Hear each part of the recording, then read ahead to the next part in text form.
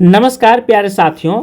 आज इस क्लास में आगामी परीक्षाओं को ध्यान में रखते हुए जैसे Jharkhand TGT, PGT, Bihar TGT, PGT हो, राजस्थान, विभिन्न प्रतियोगिता परीक्षाओं में या रेलवे में एक दो प्रश्न यहाँ से सर्वश्रेष्ठ प्रश्न लेकर के आए हूँ। आपको जरूर यहाँ से आने की संभावना है, इसलिए आप सभी लोग आंसर देने की कोशिश कीजिएगा।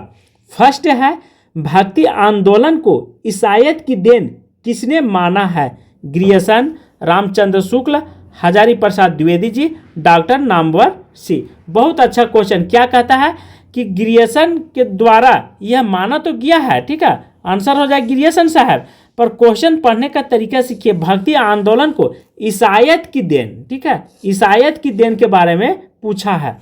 चूंकि क्वेश्चन आप अच्छी तरह से पढ़ेंगे तो गलत होने की संभावना कम रहेगी। सेकेंड क्वेश्चन है, भक्ति काव्य की भारतीय चिंताधारा का स्वाभाविक विकास किसने माना है? नामवर सिंह, हजारी प्रसाद द्विवेदी जी, बच्चन सिंह, डॉक्टर राम कुमार वर्मा। तो क्या कहता है कि भारतीय चिंतन धारा की स्वाभाविक विकास किसके द्वारा माना गया है? आंसर हो जाएगा हजारी प्रसाद द्विवेदी के द्वारा माना गया है। बहुत अच्छा क्वेश्चन है।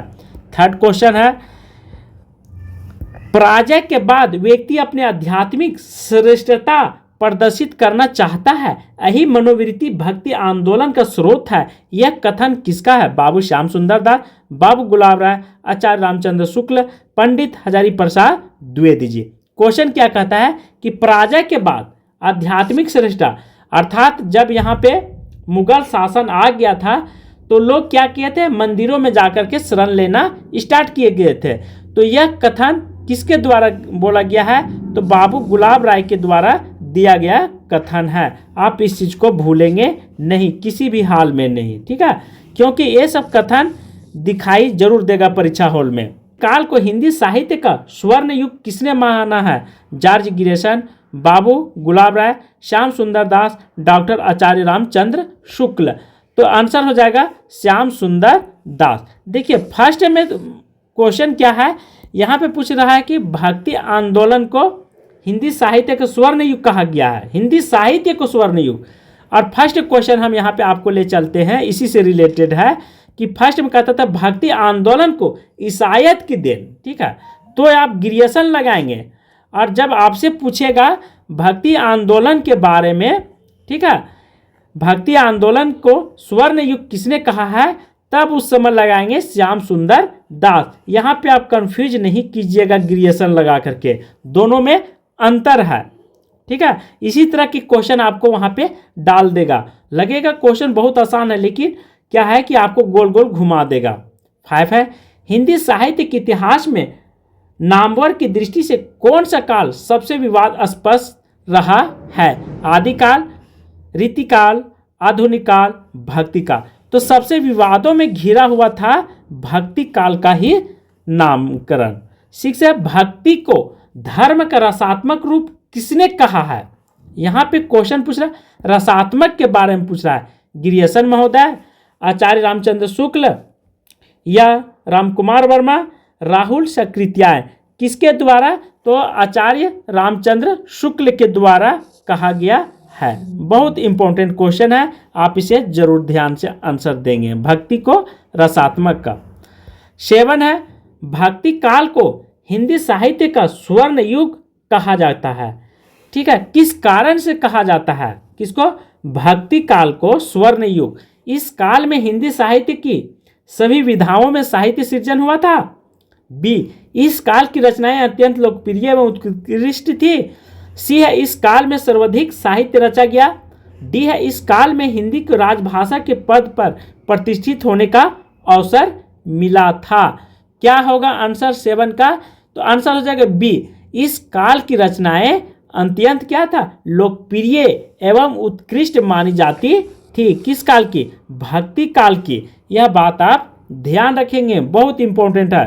8 है, भक्ति आंदोलन को इस्लामी आक्रमण से पराजित हिंदू जनता की असहाय एवं मनोस्थिति से किसने जोड़ा है? बहुत अच्छा क्वेश्चन है। महापंडित राहुल सकृत्यायन, हजारी प्रसाद द्विवेदी जी और आचार्य रामचंद्र शुक्ल, आचार्य नंद दुलारे वाजपेयी जी। किनके द्वारा यह कथन कहा गया है? आंसर हो जाएगा आचार्य रामचंद्र शुक्ल के द्वारा यह बोला गया है। ठीक है, क्योंकि यहाँ पे आक्रमण बार बार होते रहा मुगलों के द्वारा। 9 है भक्ति द्रविड़ उपजी लाए रामानंद। किसने कहा है? रामानंद, तुलसी, सूरदास, कबीर। यह एक पंक्ति है। ठीक है, 2 लाइन का पंक्ति है, तो आप इसे जरूर सुनेंगे। आंसर हो जाएगा यह कबीर के द्वारा लाया गया था। ठीक है, भक्ति द्रविड़ उपजी लाए रामानंद, तो ये कबीर ने कहे थे। 10 है रामानुजाचार्य के गुरु कौन थे? बहुत आसान क्वेश्चन है, यदि आप दे लेते हैं तो अच्छी बात है। कांचीपुर, शंकराचार्य, अंडाल या रामानंद? तो रामानुजाचार्य के गुरु कौन थे? तो कांचीपुर्ण थे। ध्यान रखेंगे, कांचीपुर्ण आंसर हो जाएगा। रामानुजाचार्य के गुरु के बारे में यहाँ पे चर्चा कर रहा है। किसके भक्त पर गीतों का संकलन अभंग के नाम से जाना जाता है? किस नाम से? तो यहाँ पे दिया है अभंग के नाम से। ठीक है, किनके गीतों का भक्त पर, ठीक है, अभंग के नाम से जाना? नामदेव का, साहब जोबाई का, कबीर का है, और लास्ट में एक है दादू दयाल का है। बहुत अच्छा क्वेश्चन है, आप इसे दे लेते हैं तो अच्छी बात है। 11 का आंसर हो जाएगा नामदेव का। ठीक है, क्योंकि नामदेव सबसे बड़े थे भक्ति काल में, इसीलिए इनका जो गीतों की संकलन कहलाता है, क्या कहलाता है? तो अभंग के नाम से जाना जाता है। यह मोस्ट इम्पोर्टेंट क्वेश्चन है। ठीक है, 12 है हिंदी भक्ति काव्य का शुभारंभ किसकी रचनाओं से माना जाता है? भक्ति काव्य का। बहुत अच्छा। ठीक है, कबीर का, नामदेव का, सूरदास का, या डी है तुलसी का? आंसर हो जाएगा नामदेव, क्योंकि नामदेव सभी भक्ति काल में सबसे बड़े माने जाते हैं। यह बात आप ध्यान रखेंगे कि नामदेव से ही इनका भक्ति काल का शुरुआत मानी गई है, शुभारंभ। 13 है दिव्या प्रबंधन काव्य संकलन है, किसका है? एकनाथ का, तुकाराम का, अलवर भक्तों का, नामदेव का? दिव्य प्रबंधक जो है से अलवार भक्तों का है। ठीक है, यह ध्यान रखेंगे। आंसर हो जाएगा सी। 14 है अलवार का शाब्दिक अर्थ क्या होता है? शुद्ध, मूर्ति पूजक, रूढ़िवादी, मगन होना। तो अलवार का शाब्दिक अर्थ होता है दोस्तों मगन होना होता है, यह ध्यान रखेंगे। 15 है निर्गुण एवं सगुण पर दोनों प्रकार की भक्ति का मुख्य लक्षण माना जाता है। पत विषयक रीति एवं नियता। बी है अष्टयाम साधना और कीर्तन से। सी है श्रम इनाम का महत्व। डी है सादा जीवन उच्च विचार। किस कारण से, ठीक है, निर्गुण एवं सगुण दोनों प्रकार की भक्ति का मुख्य लक्षण पाया गया, निर्गुण में भी और सगुण में भी? किस कारण से?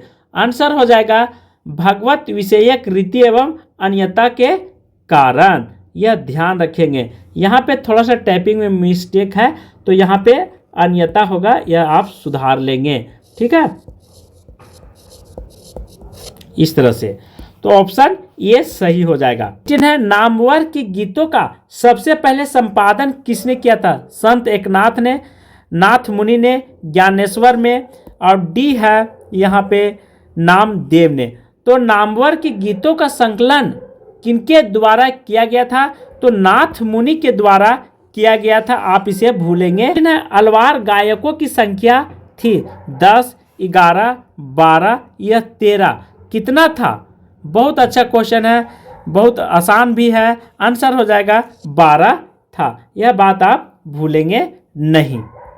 18 है अलवार महिला संत का नाम है अपला, गार्गी, राबिया या अंडाल? अच्छा होगा कि आप अपने से आंसर दे देंगे। आंसर हो जाएगा डी, अंडाल नाम था किसका? अलवार महिला संत का। 19 है रामानुजाचार्य किसकी उपासना पर जोर दिया है? विष्णु जी की, कृष्ण जी की या शिव जी की? लास्ट में है भक्ति, डी में है शक्ति की।